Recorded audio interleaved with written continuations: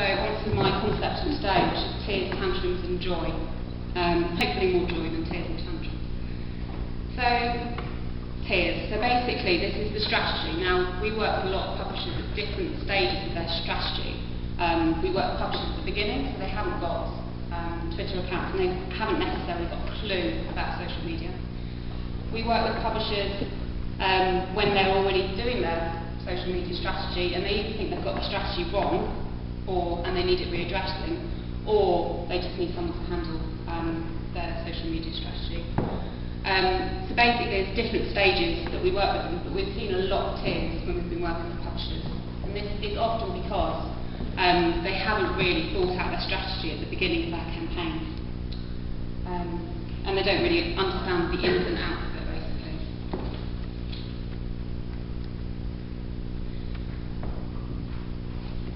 So, I mean, the main areas that we talk about to publishers are, first of all, segmentation, and it's one of my favourite words when it comes to social media. And just to give you a bit of a case study from where we found that segmentation is something that we really need to complete at the beginning is, obviously, what we find is a lot of publishers are running corporate feeds for their company, which means that what you find is you're getting a lot of information about different subject matters all on the same feed. Now, social media really does thrive on niches. So, for example, people that like knitting or people that like gardening. And a lot of the publishers that we work with are in reference type publishing. So obviously someone that likes knitting isn't necessarily going to like gardening. So you really need to start thinking about your strategy at the beginning. Our experience of running Twitter feeds for publishers is that we can get 5 times more response from running a niche feed than we can from running a corporate feed. So although you may start thinking that I've got 10 different niches, it really is, even if you can't put, do all your strategy up front at the beginning, it really is worth thinking about that segmentation before you dive in. So the planning we'll just do.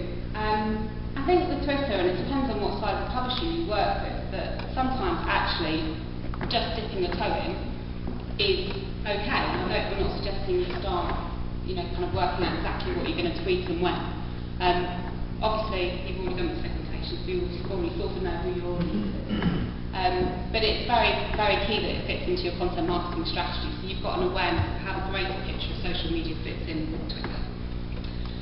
Scheduling and time allocation. Again, it's something that we kind of try and talk to our publishers about, which is sometimes with day-to-day tasks, it's very easy to kind of give yourself an hour a day to do tweeting and other activities. And what happens obviously is that you tweet the massive things at one time. But obviously the whole point about Twitter is obviously to put content out there, but also to start talking to people. Now, if you start getting responses to feeds and information that you put out, you really need to be grazing on Twitter and responding to those questions and comments, and you want to kind of call it massage the egos of the people that like you as a brand or like your content. So grazing is something that you really need to do. So scheduling isn't really possible in this element. Involving others. So I think we're all probably aware of the fact that we're not necessarily the subject experts in the area that you're tweeting about. So we do try and talk to publishers about involving other members of the publishing company other than the marketing team. So that's the publisher who needs to know the subject matter, the editor, the author, if at all possible. I'm sure we'll hear a bit about author interaction later. But basically trying to encourage other stakeholders within your company to get involved on Twitter. And that sometimes means that you have to give them a whole song and dance about how brilliant Twitter is and kind of win them round. Some people just think that it's this kind of thing that everyone uses and nothing really happens from it.